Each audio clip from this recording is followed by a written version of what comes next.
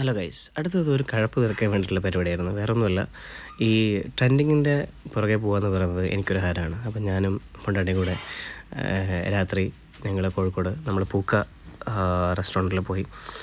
വേറെ ഒന്നുമല്ല, അവിടെ 16 hours 8 hours എന്തോ നമ്മളെ എന്താ പറയുക സ്മോക്ക്ഡ് ബീഫ് കഴിക്കാൻ വേണ്ടിയിട്ടാണ് പോയത്. എനിക്ക് പണ്ട് മുതലേ ഒരു ആഗ്രഹമായിരുന്നു ഇതിങ്ങനെ കാണുന്ന സമയത്ത് യൂട്യൂബിലൊക്കെ എങ്ങനെയുണ്ട് അതിൻ്റെ ടേസ്റ്റ് എന്ന് അറിയാൻ വേണ്ടിയിട്ട്. അപ്പോൾ അങ്ങനെ ഞങ്ങളവിടെ പോയപ്പോഴാണ് അറിയുന്നത് ഈ സംഭവം കഴിഞ്ഞു എന്ന് പറയുന്നത്. ഇതിനി അടുത്ത ഇതിലേക്ക് വെച്ചതാണ്, നാളെ കിട്ടുള്ളൂ, അല്ലെങ്കിൽ ഇത്ര സമയം വെയിറ്റ് ചെയ്യണമെന്ന് പറഞ്ഞു. അപ്പോൾ ഞങ്ങൾ പറഞ്ഞു വെയിറ്റ് ചെയ്യാൻ എന്നാലും കുഴപ്പമില്ല, അത് കഴിക്കണം എന്ന് പറഞ്ഞു. അപ്പോൾ അവർ അധികം വെയിറ്റ് ചെയ്യിപ്പിക്കേണ്ട തന്നെ ഒരു 20 മിനിറ്റിൽ സംഭവം സാധനം കിട്ടി.